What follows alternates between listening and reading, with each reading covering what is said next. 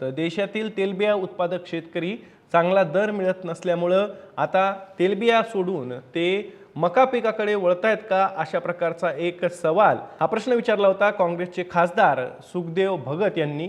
आणि त्यांनी असंही म्हटलं होतं की यामागे केंद्र सरकारची जी काही धोरणं आहेत ती त्याला कारणीभूत आहेत का, असा सुद्धा त्यांनी सवाल केलेला होता। केंद्रीय कृषी राज्यमंत्री रामनाथ ठाकूर यांनी ज्यावेळेस लेखी उत्तर दिलं त्यामध्ये त्यांनी असं सांगितलं की देशात तेलबियांच्या लागवडीखालील क्षेत्र आणि उत्पादन या दोन्हीत वाढ झालेली आहे। कृषी व शेतकरी कल्याण विभागाच्या अंतिम अंदाजानुसार 2023-24 मध्ये देशात तेलबियांचं क्षेत्र 301.92 लाख हेक्टर होतं, जे 2024-25 मध्ये वाढून 304.40 लाख हेक्टर झालं। तसंच तेलबियांचं उत्पादनही 396.69 लाख टनांवरून वाढून 429.89 लाख टनांपर्यंत पोहोचलंय। आणि त्यामुळे शेतकरी तेलबिया सोडून मका पिकाकडे वळत असल्याचा आरोप वस्तुस्थितीला धरून नसल्याचंही केंद्रीय कृषी राज्यमंत्री रामनाथ ठाकूर यांनी आपल्या लेखी उत्तरात स्पष्ट केलंय।